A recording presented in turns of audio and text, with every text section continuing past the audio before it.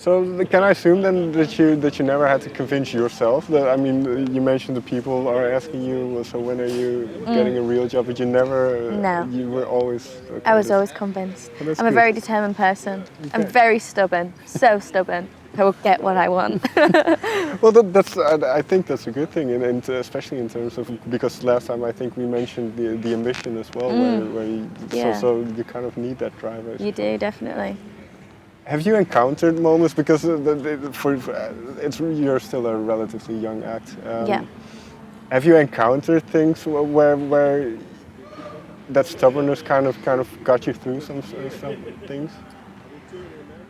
Yeah, like loads of different experiences, you know, when times get really hard or you're exhausted. And, you know, have you seen the Heavenly video that we did? I don't know. It's a music video we did, and I'm tied up in ropes, and I think it was like a 13-hour day of me just like being dragged from side to side, and I did that on 2 hours sleep. Okay. But I was like, this performance and this video needs to be amazing. I need to just get through this, and I need to give like so much energy that, you know, me being so a perfectionist and so stubborn, that I was like, no, still going to be amazing. I feel like I could probably drop asleep any moment, but That's an interesting point, and we kind of brushed over it before I turned the camera on. But the amount of touring that you've done in a relatively small period, that's been quite big. So what is the biggest kind of learning thing, or thing that you've learned out of this past year and a half? just that, you know, if you really have a passion for something and you really love something, people might say, you know, it's not possible, but it can, you know, it can come true. I see people and kids screaming the lyrics to, you know, our songs, and that's all I've ever wanted. And I get to travel the world, and people come and listen to our music. Like, it's real, it's happening. And I had to think, because you worked with Matt Healy from the 1975 as well, and I asked him, I thought of a question, but I kind of remembered I asked him a similar thing, which is, do you have a sense of do you feel a sense of responsibility then to show that you can do whatever you want to your fans and to kind of... Yeah, you do, you know, because like, when I was growing up, I looked up to artists, and I do feel that pressure of young boys and girls looking up to us. And I just want to, you know, set a good example for them. I don't want to do anything wrong, but I am just going to be myself. Right. Because I can imagine, how have you... I don't know if coped is the right word, but how have you coped with being in the public eye more than you were 3-4 years ago?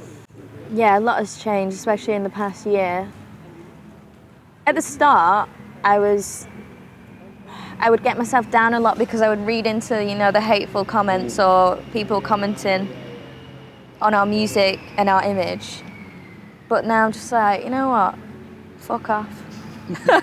I actually don't care. Like, I don't read into it that much at all anymore. Like, if we put something out, I might look now and again, but because I'm so busy with like our schedule, I don't actually have time to sit there and go through all the comments. And I'm kind of glad, because some people can get really critical and weird behind a computer. Yeah, that's very, very true.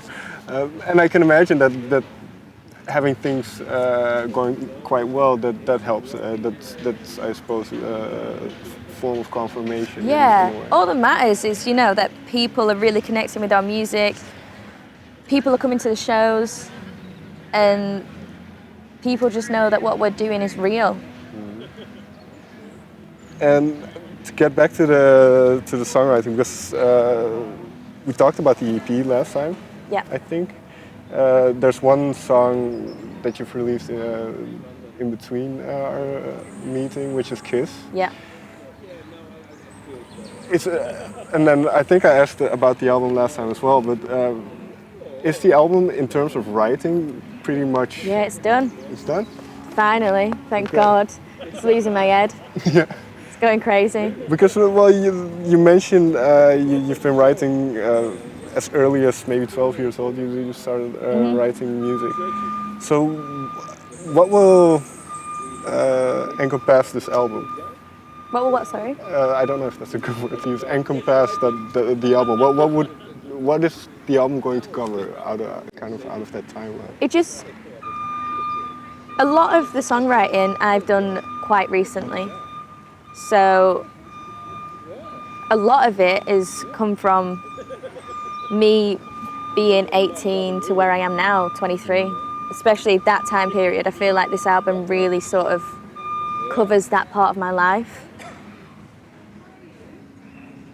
But, you know, it talks about all sorts. It talks about, it basically, when you listen to the album, you're going to be stepping into, you know, my world. You're basically going to be reading my diary. You're going to know my stories and hear about my people. What is one moment, and this is kind of an unfair question, I suppose, but one moment out of the last 3 years that really sticks out for you? Maybe personal, maybe musically, but something that kind of, because you're not a teenager anymore, it's one of those transitions.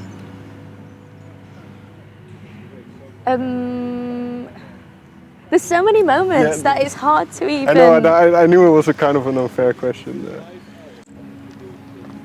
Everything so far seems really surreal. The fact that we can fly to, well, we're going to fly to Australia, and it's so far away,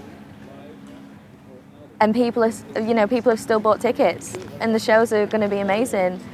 Just, it's like, things like that just seems absolutely mental.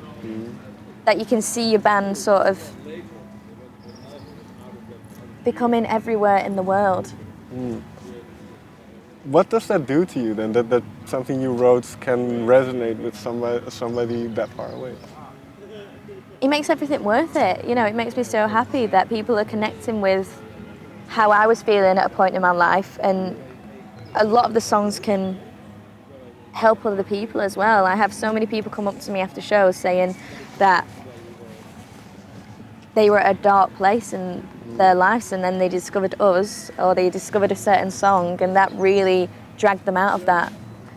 And I'll do anything to help people, so. That's also an interesting point about the music, because you've said before in other interviews as well that you tend to gravitate towards the darker side of when you write. But then the music isn't gloomy in a way, if you know what I mean. Yeah, 100%. Well, it's a nice contrast, I think. You know, the lyrical content can be quite real and raw and meaningful, but we surround it by pop music. So you get that you get basically that sun and a moon at the same time. But I love that. I love pop music that can really strike a chord with you and can really rip your heart out in two, but at the end of the day, it is a pop song. Right. Who were maybe a song or maybe a couple of artists that did that for you when you were younger? So many, but the obvious one is The Cure. You know, they aren't the typical pop band, but like Friday I'm in Love, you know, or Pictures of You. God, that breaks my heart, that song. You know, I'm pretty sure that's about somebody, you know, dying. But it makes you feel good, but it talks about something so real at the same time. When you are writing songs, do you think about kind of making it, in a sense, appealing to people? That sounds weird.